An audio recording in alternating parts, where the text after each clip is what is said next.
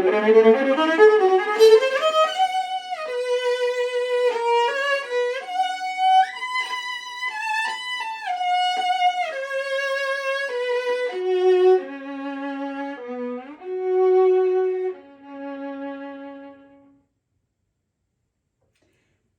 my name is Whitney Bullock, and that was the Excerpt A for the Houston Youth Symphony Viola auditions for this season.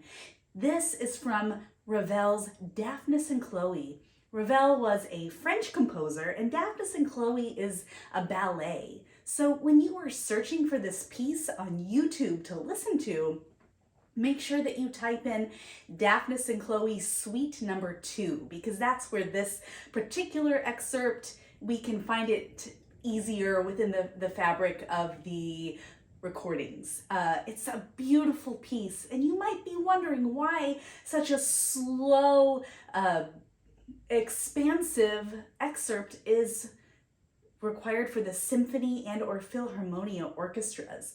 Well, one of the reasons why is because it takes a lot of poise to play this excerpt well, and hopefully I can help you achieve that in this tutorial today. So when you find this on YouTube, and again we're typing in Ravel Daphnis and Chloe, or the French A with an E-T, Daphnis E-T Chloe, you type in Suite number 2 afterwards. One of the first recordings I listened to, I love to listen to the accounts that have scores so I can see, but I encourage you to listen to the work as it leads up to the excerpt, because that can really help you get into the mood, as it were, of what is going on when this excerpt begins.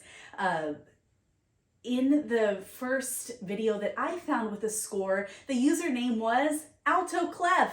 Maybe that's a sign, that's great. So, but the excerpt occurred about 3 minutes and 5 seconds in. And I timed that with some other videos of live performances, and those also occurred about 3 minutes and 5 seconds in, give or take time for applause at the beginning. And you'll know when it happens, the violas and violins start to play the beautiful, gorgeous melody. And it's just such a lovely, luscious piece. So what's going on in the ballet during this is that at this moment when the excerpt starts, the group is entering looking for Daphnis and Chloe, and they end up finding Daphnis sleeping. So we want to kind of have this feeling when we begin that we are searching for someone, but we don't want to wake them up. So it's all about the color, your beautiful vibrato, some bow speed, not using too much bow, but when you do, it's going to help you crescendo or warm into a note. And so then when measure rehearsal 164 is happening, that's where they found Daphnis and they woken him, and he's kind of frantically looking for Chloe. So that's where this ba-da-dee-dum, part comes in. So it's got to have that kind of agitation to it. And then he finds her and she appears surrounded by shepherds, and that's the big moment, the yada yada, just very ecstatic and beautiful. So that's painting a picture of kind of what's going on. So now let's talk about ways to practice this. So my very first thing to say is intonation. And if you've watched any of my other tutorials, I always say practice with a drone. I'm sure your teachers also say that too. So one of the drones that we can pretty much play the whole excerpt with, and it kind of helps us, is a B. I'm actually going to put it an octave lower.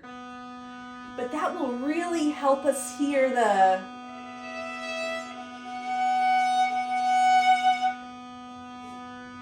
intonation in the higher register.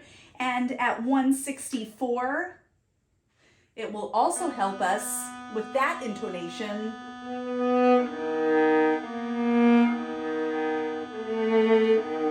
slowly. And in 164, you can also drone a D sharp if you prefer. So intonation, yes, it's one thing to practice slowly, but intonation is also about the muscle memory from one note to the next. So when you're doing this slowly with the drone, I encourage you to do something I call stepping stones, where if you can imagine that you are balancing on a stone, aka a note, and then we go to the next note, but our other foot is still on the stepping stone, and then we go to the next note. So how that manifests itself in practicing is that when we have our drone on, we will play the first note, we're on a stepping stone, go to the next note by a slur, and then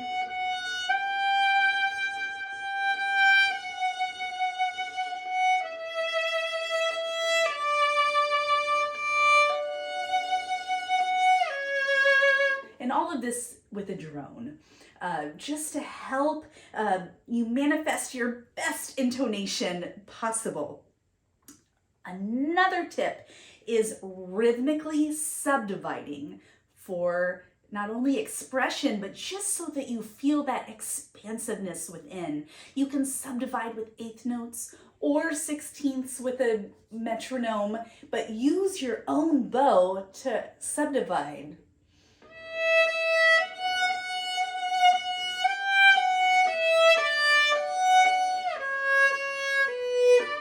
And I did that a little faster. And you can do it with your metronome on and be exactly with the tempo. By the way, my tempo that I love to play this excerpt at is about 52 to the quarter note. That helps me feel not too slow, but also that I can just be, again, really expansive. I guess that's my word of the day for this excerpt.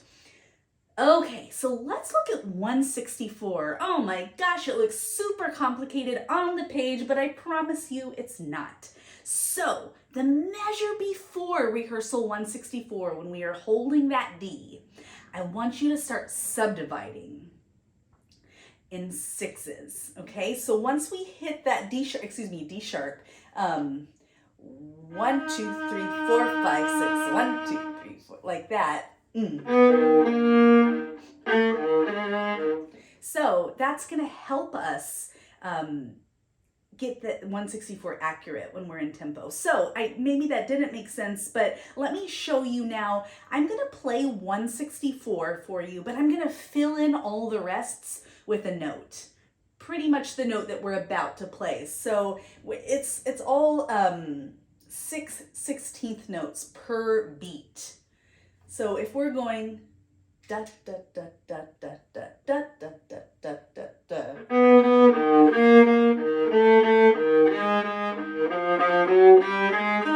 That's the composite rhythm, as it were. So now I'm going to take those out to make the rests.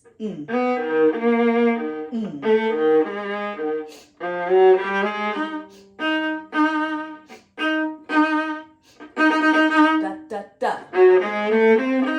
So you can practice that slow. I can even do it a little slower for you. Let's try that at 164 again. 1, 2, 3, 4, 5, 6. 1, 2, 3, 4, 5, 6.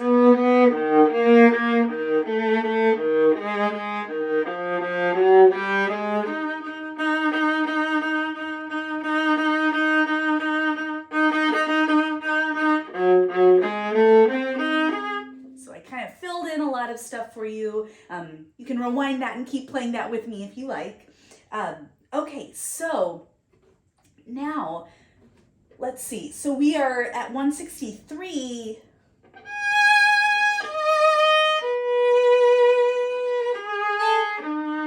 One, two, da da da da da da. And what I said out loud was what's going to go on in your brain in that third beat, with the sextuplet, or if you prefer a shorter kind of subdivision. Some people like to subdivide the whole bar beforehand. So find what works for you, subdividing that. And then when you get to 165, we are now in 9/8. And so I encourage you to also subdivide that into triplets like this.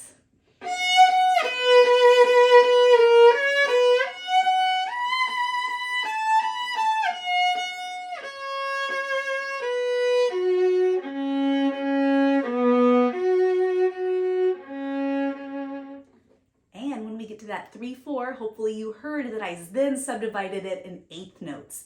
And of course, this is best done with the metronome, but I don't want to take up too much time fiddling with my metronome over there. So you can do these all in sections and then kind of sew it together at the end to help make it as successful as possible.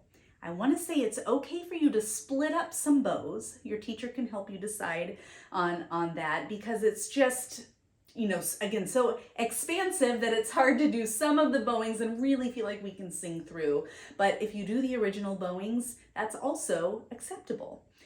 In the little lead up, the 16th notes that lead into rehearsal 165, you can expand it ever so slightly, not only with stretching the tempo, but also your bow really opening up. When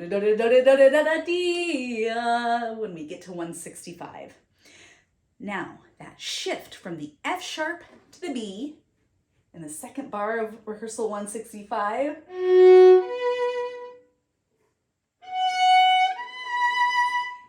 It's a fourth. Here comes the bride.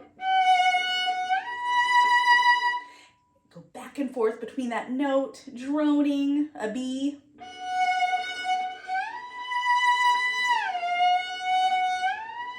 I think you'll find it's not as far as you think. Okay, so hopefully I've covered a few different ways to inspire you to practice intonation with drone, subdividing not only in the slow eighth notes and quarter notes part, but also at 164 and 165, just to really embody and feel the rhythm and to practice that shift in the second bar of 165. So I'm going to do this 3 different ways. First off, I'm going to play it very under tempo for you, and I'm going to put my metronome on 30. If your metronome doesn't go down to 30, you can put it on 60 and pretend that those quarter notes are eighth notes. Because I'm putting this on 30 and I'm putting it on eighth notes so that we can have some subdividing going on. Because when it's so slow, this will kind of help us. All right, here we go from the beginning of the excerpt at 30, subdivided. 1 and.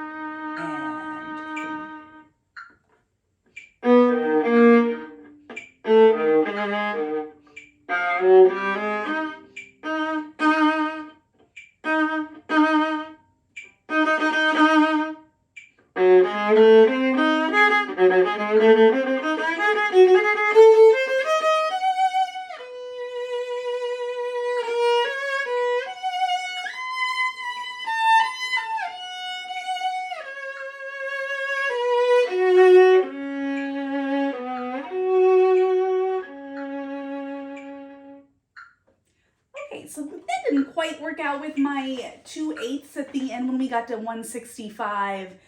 I was playing too loud to even hear my metronome. So what you can do is once you get to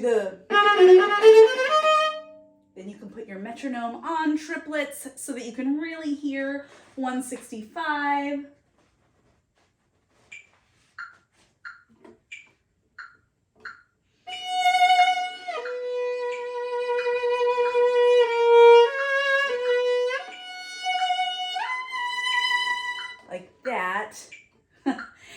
Or just put it on the beat. You don't have to subdivide with the metronome if you don't prefer. But again, 30 is kind of hard to kind of feel every beat. Okay, so now let's put it on 42. I'm going to take off my subdivisions, although again, you can do it. So this is at 42.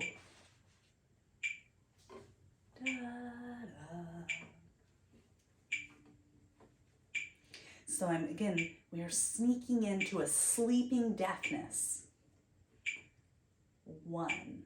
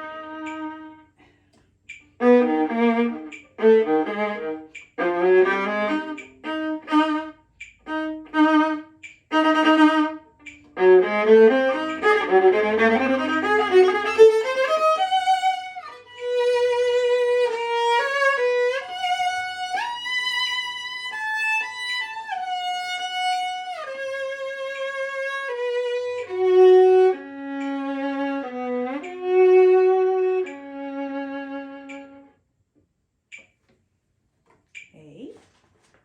So 42. I need to stop expanding too much before 165 and perhaps. Okay, so now let's do it at my favorite tempo, which is 52, although you are completely, can do anywhere between 45 and 55. 52. We'll put the metronome on a little louder so I can hear it the whole time.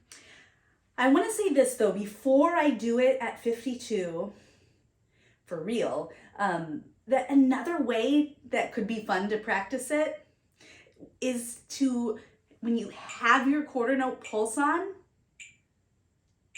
is to pretend, when this only works when we're really slow, is to pretend that it's the off beat. So let me demonstrate quickly for you. Let me put it on 42.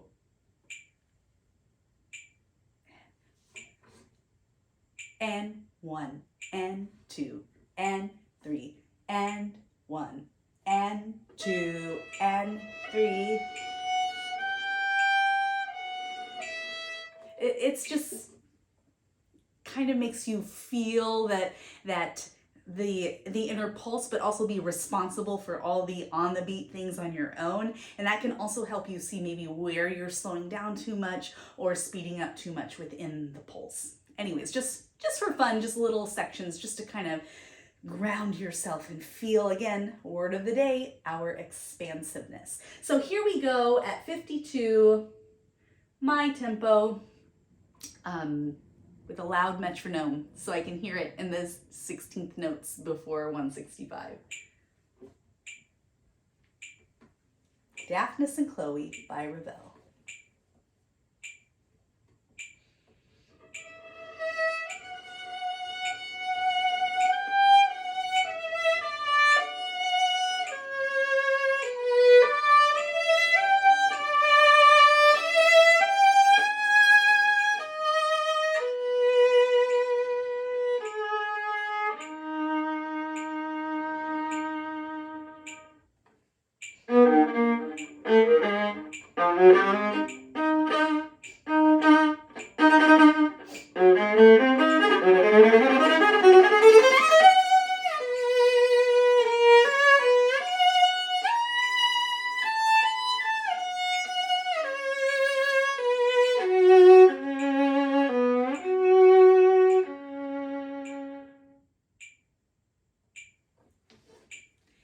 And there we have it. Have a great day.